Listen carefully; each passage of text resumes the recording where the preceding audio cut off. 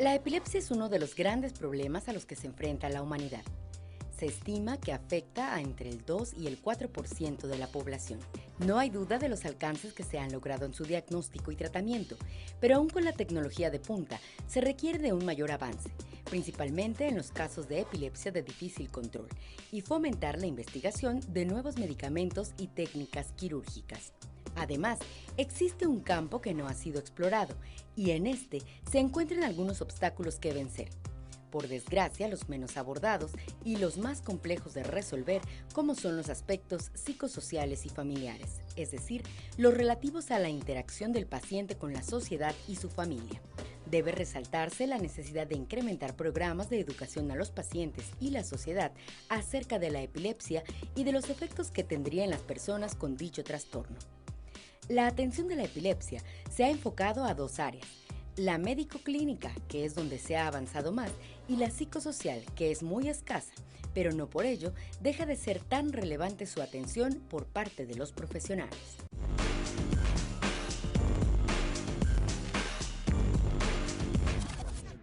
¿Qué tal, amigos? Muy buenas tardes, un placer en esta tarde de miércoles, en punto de las 6 de la tarde, sea bienvenido a su programa Mente Abierta, un encuentro con la psicología, tocando temas de interés psicosocial que llevan un objetivo esencial: elevar nuestra calidad de vida, tocando temáticas como la educación de los hijos, la sexualidad y diferentes síndromes y trastornos psicológicos.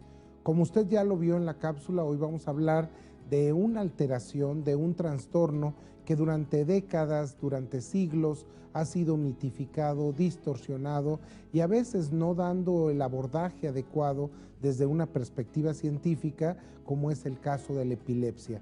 ¿Qué es un epiléptico? ¿Cuántos tipos de epilepsias hay? ¿Cómo identificar de forma temprana, oportuna, en qué sexo se da más este tipo de trastorno?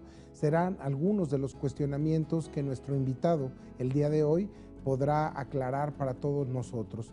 Antes de entrar en materia en nuestro programa, quiero darle la bienvenida a mi compañero y amigo en la conducción, Jorge García. ¿Cómo estás, Jorge? Muy bien, Paco, muchas gracias, contento de estar aquí nuevamente en Mente Abierta. Y bueno, antes de iniciar con una temática muy interesante que mucha gente nos ha solicitado, queremos enviar un saludo a las personas que nos acompañan a través de la señal de Mexicanal y que nos acompañan en Estados Unidos, en Canadá, también aquí en varios estados de la República Mexicana, hasta todos los rincones donde llega la señal de C7, reciban un muy cordial saludo.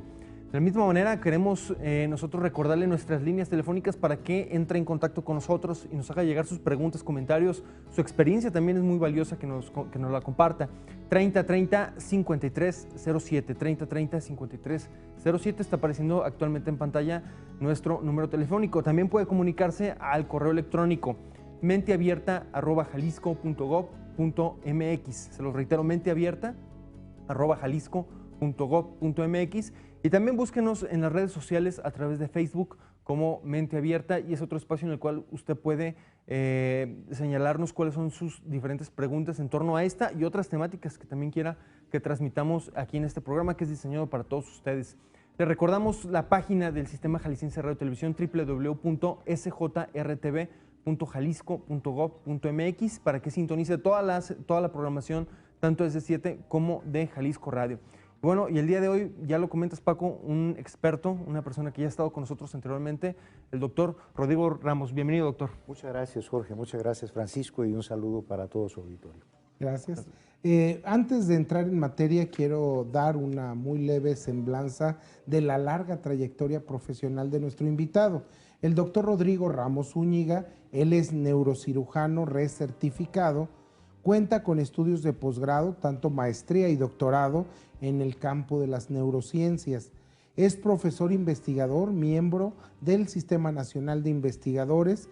Actualmente funge como jefe del Departamento de Neurociencias en el Centro Universitario de Ciencias de la Salud de la Universidad de Guadalajara. Sin duda, una persona que ha dictado diferentes conferencias, cursos, talleres, tanto a nivel local, nacional e internacional. Bienvenido, doctor. Muchas gracias, Francisco. Encantado de estar con ustedes. Y bueno, para entrar un poco en materia con el tema del día de hoy, que tiene que ver con la epilepsia, a lo mejor puede tener una connotación más amplia en los llamados trastornos epileptoides y cómo esto puede darse en tipos. ¿Cómo podríamos de una forma sencilla para que nuestro público pudiera entender qué es la epilepsia? En términos muy elementales, tiene que contener diferentes variables o diferentes elementos.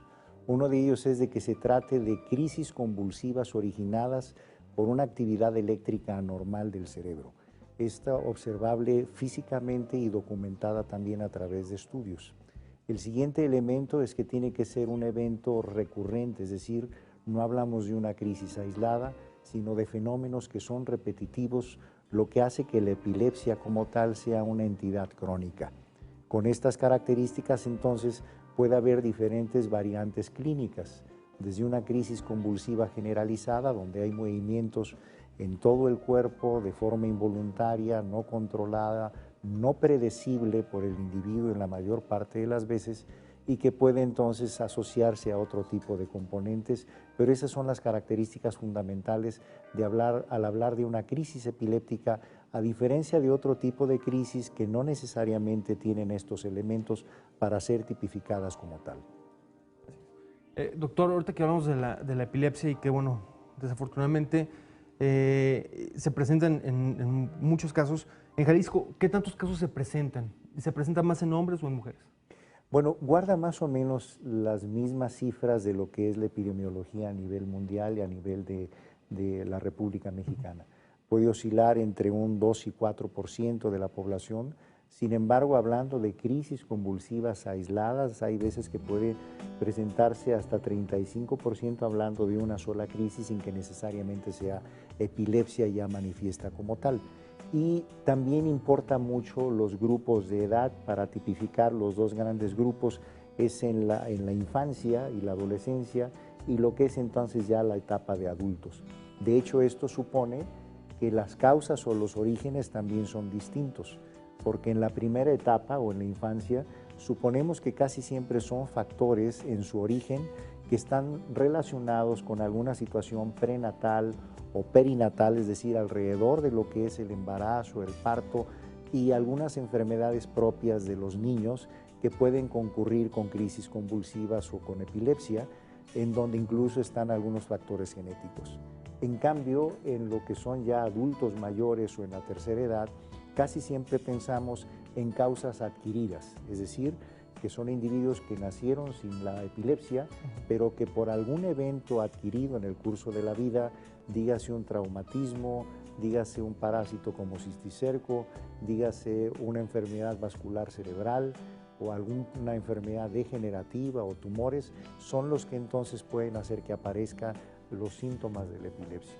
No existe una diferencia en realidad en cuanto a género, pero sobre todo donde sí se pueden identificar más es en lo que son las etapas infantiles, donde puede haber, según el tipo de epilepsia, hay algunas que predominan un poco más en varones y hay otras variantes que pueden predominar más en mujeres, como es el caso del componente catamenial, que es la crisis convulsiva recurrente que se aumenta previo al periodo, a la etapa de la menstruación, como un factor de susceptibilidad que hace que se aumente la crisis convulsiva. Definitivamente, todo nuestro público que nos acompaña el día de hoy, ¿cuántas veces hemos visto en la vía pública, en un salón de clases, en el transporte público, una persona que empieza a convulsionar y que la gente se asusta, no sabe verdaderamente qué es lo que está pasando? La persona pierde por un momento el estado de conciencia. La persona puede empezar a tener descargas eléctricas que de repente hace que pueda temblar. Algunas personas recurren a todo tipo de remedios caseros y es algo de lo que nosotros queremos el día de hoy abordar. ¿Qué indicaciones y qué contraindicaciones se dan? Porque en algunos de los pacientes, al ellos percibir que hay lo que ellos llaman un desmayo temporal, los rocian de alcohol, les ponen manteca de cerdo, pueden recurrir hasta envolverlos y que definitivamente nos gustaría algo a lo largo del programa. Claro. ¿Qué se debe de hacer y qué no se debe de hacer, doctor Rodrigo? Bueno, ese es un fenómeno muy importante, la comunicación y la divulgación acerca del conocimiento de la enfermedad, tanto para el individuo, para el paciente, como para la familia, como para la sociedad. De manera entonces que se aplique una regla fundamental en las ciencias médicas, que es primero no dañar. de tal forma que todas las intervenciones que se hagan en pacientes bajo estas condiciones deben de obedecer a este principio. Un fenómeno que cito, que es muy frecuente, es qué hacer cuando el paciente convulsiona en la vía pública o en la casa o en cualquier otro sitio. Entonces, casi siempre, la mayor parte de las veces, por fortuna, la crisis convulsiva es autolimitada. De hecho, la mayor parte de las personas cuando llegan al hospital ya pasó la crisis convulsiva. Y es muy común el que les quieran poner objetos en la boca, por ejemplo, cuando eso puede representar un riesgo de que se obstruya la vía aérea. Entonces, lo más simple de hacer en esas condiciones es no perder el control, situar al paciente en un sitio seguro, me refiero si es en la vía pública o que haya riesgo de alguna otra condición o caída, el ponerlo de lado para que entonces la secreción de la cavidad oral no le obstruya la vía aérea y extender un poco el cuello, de manera entonces que sin necesidad de poner nada en la boca se dé una apertura de las vías aéreas para que el paciente pueda estar respirando. ¿Su opinión sobre introducir los dedos? No es conveniente porque de hecho ha habido casos de amputaciones incluso por la mordedura tan importante. El paciente en ese momento desarrolla un fenómeno que se llama tónico clónico y que no es voluntario, no lo controla la voluntad. Entonces llega a ser tal la tensión de la mandíbula que puede incluso lastimarse los dientes. De hecho, es muy frecuente que se muerda la lengua el paciente y muchas veces en esas condiciones tratan de poner algún objeto, pero resulta más riesgoso que de beneficio. Lo más conveniente es simplemente extender el cuello en posición lateral y no poner nada en la boca para que no se dañe el paciente ni dañe a terceros en el caso de que sea el dedo el que le pongan ahí, ¿no? Doctor, con respecto a la sintomatología, ¿cómo nosotros podemos detectar un paciente que pueda llegar a tener estas condiciones? Ya hemos hablado, bueno, personas que pueden tener esto que comentabas un momento, pero en el caso de los bebés, ¿qué nos puede comentar? En efecto, la diversidad es muy amplia. Actualmente, de hecho, en la clasificación internacional de la epilepsia se describen más de 30 variantes de crisis convulsivas epilépticas, lo que nos da una idea de la complejidad en la sintomatología clínica. Pero probablemente la más obvia y que no haya problema en identificar es lo que se llama crisis convulsivas generalizadas, que se caracterizan por la pérdida de conciencia, el fenómeno tónico clónico y que hay incluso relajación de esfínteres, algunas otras condiciones asociadas. Pero hay otro grupo de crisis pequeñas, como es el caso de los bebés, en donde puede haber crisis solamente de movimientos en los ojos o tener movimientos espasmódicos o incluso tener solamente crisis de ausencia que son más difíciles de percibir por el individuo o por los maestros o los papás. Si nos lo permite, vamos a ir a una pequeña identificación de nuestro canal, no sin antes recordarle nuestros números telefónicos. Si usted tiene dudas en torno a un familiar, a un amigo, algún conocido que tenga epilepsia y que de repente usted le interese saber sobre tratamientos, sobre cómo abordar, hoy vamos a hablar de un aspecto muy importante, la familia del epiléptico, cómo explicarle a los niños en algún caso y un poco de cómo este trastorno ha venido evolucionando.